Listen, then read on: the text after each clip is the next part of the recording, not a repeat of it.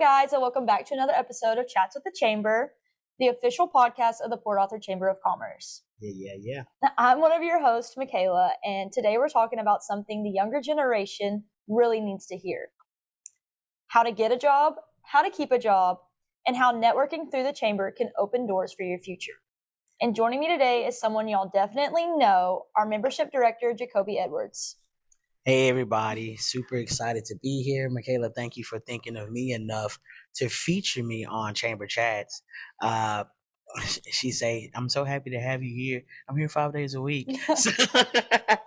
But nevertheless, thank you so much. I appreciate it. Of course.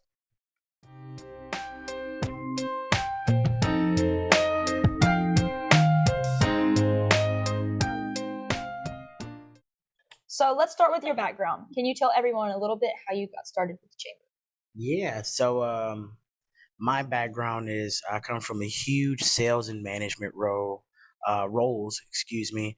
I also worked in clinical practice management within dentistry, and my involvement with the chamber came from after working in dentistry. I came back to Port Arthur with my family. My wife was like, "Hey, we need something more consistent." I was a young dad. We had a young family, and I was traveling to and from uh, across the I-10 highways. And so I came back and started working as an account manager for Hernandez Office Solutions. And I got involved with the chamber and as a volunteer, right? Volunteerism was one of the things that opened up the network that I needed to close business, of course, and to acclimate myself with the community and the community needs. And long story short, from volunteer to now director, the chamber was a fluid hub and networking space that perpetuated the growth in my career for sure. Awesome. So now that we know a little bit more about you, what made you passionate about helping businesses and especially young people get connected and find opportunities? The reason I'm so passionate about it because I remember being that guy or that girl, right? And knowing that there's an opportunity to help somebody grow their network without having to overcome all of the hurdles and the hardships that I had to go through, right? It makes it seamless for my why because I want people to be able to grow. I want them to be able to find sustainability in their roles by not having to go through the hard press issues that it comes with networking and marketing and selling yourself and pitching a product that people may or may not need, right? Hey, I have people that I'm going to put into a room that need your services, that needs what you do, and they're ready to meet you right now.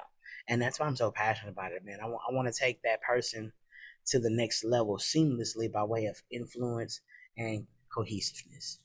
Awesome.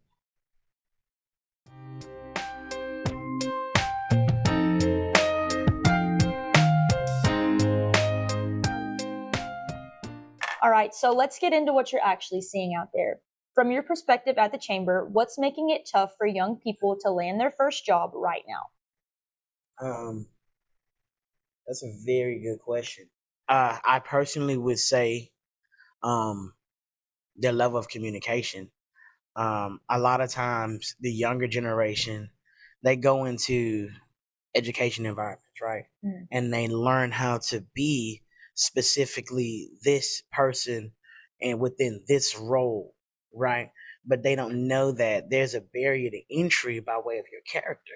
And so you can become the person in the role, right? But when you don't have the opportunity to communicate at a high level or a valued level that makes you valuable to a company, then that's where that barrier comes in. Because I mean, everybody can learn a role, but you don't train character and you don't train communication. That's something that's hard pressed and developed individually. So that's what I would say. All right, and building on that, do you feel like employers are looking for different things now compared to a few years ago? Absolutely. They want somebody that's so versatile. Employers are looking for the golden egg, right? But necessarily saying that to say that the golden egg can always be grown and formed and shaped and developed, right? So I think that employers in this time they're looking for somebody that can be tangible to the world that we live in today, right? Realistically. But in regards to what they were looking for in present, like in past tense, right? the personality that fits into the workforce system today is just overall different. It's overall different.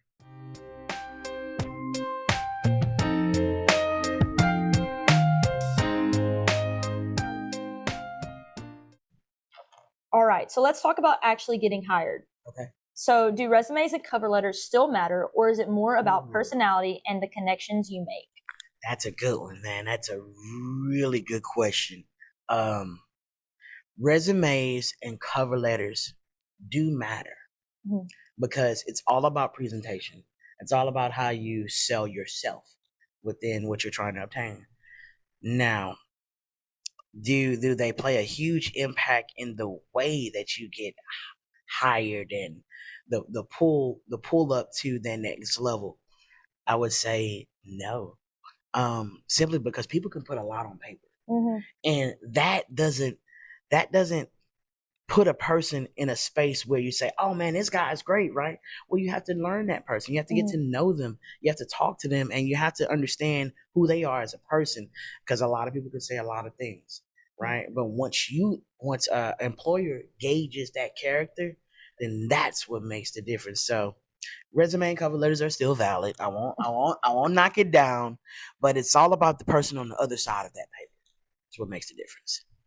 All right, and then there's networking. A lot of young people get nervous about that word. So, what's an easy way for someone to start making it to real, genuine connections without feeling overwhelmed? Leverage people that you're comfortable with.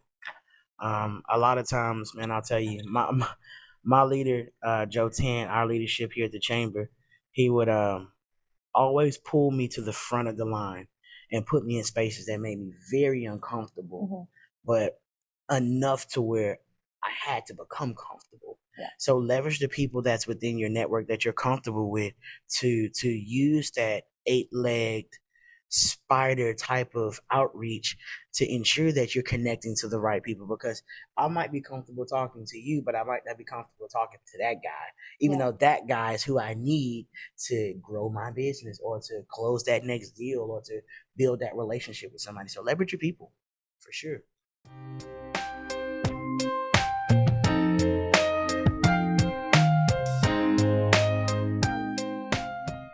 All right.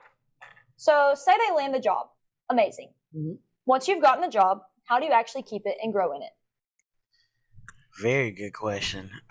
So when you land a job, right, you keep it and you grow in it by way of just really understanding the role, really understanding the company and their values for one. Because when you work through values, right, then you embody what that company encompasses. So you become the brand, you become the company. So that's how you keep it, and you grow it by developing in a way that makes you irreplaceable. You know, you become somebody that's if you're selling products, you become a product expert. If it's something with the matter of an intellectual pattern, then you become a subject matter expert. It's just really in it's just really developing in a way that makes you such a tangible resource to where they would hate to get rid of you. Yeah. So. Okay. From your experience, what's one mistake you see a lot of new employees make early on? Man, that's a very good question, by the way. A lot of times, employees form alliances that are so unhealthy for their growth. Because we come from working in group environments by way of school, right? You're in school X amount of years, then you go to a collegiate institution, and you are so trained and prone to move in groups and factions, right? Whereas they don't go into the job focused on being the person that job has hired them to be. They're focused on the aspect of, oh, well, everybody else feels like this about this part of the job. Maybe I should feel that too. Whereas I would go in personally and say, I don't care how any of you feel about management, leadership, or the company itself. I'm here to get this specific job done because I want to be the best in my role. People don't go into opportunities looking to be excellent. They go looking to fit in and kind of move along with the company. And I think that's where people mess up.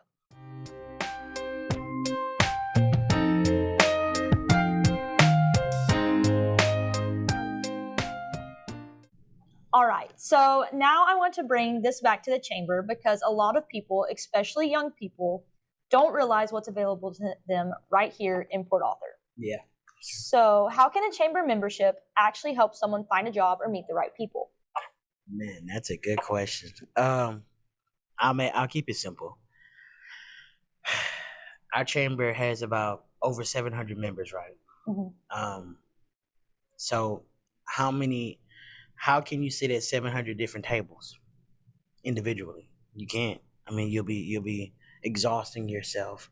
So what the chamber does, it brings those 700 different tables under one roof, under Mm-hmm. one umbrella, and it allows people to interact with folks that they would probably not be able to talk to on a cold call or on an average day, right? And so that's how the chamber works. It's a business hub, Mm-hmm. and it works beautifully for the young professional that's trying to grow. That's awesome. Okay, so let's get into something for a young professional or a recent grad. Okay. So, what chamber programs or events would be great for them to get involved with if they want to start building their network? Very good question. Young emerging leaders. That's probably my go to gusto for that answer. That's where I started with my chamber affiliation. I started right with Young Emerging Leaders. It's an organization and a group of young professionals that are looking to sit at bigger tables, that are looking to build value and credibility by way of their work and their excellence. So Young Emerging Leaders would be the general committee group organization I would say that you want to start with. Yeah. And the Young Emerging Leaders does do a lot of cool and fun events, so you could come and get into that as well. Yeah, for sure.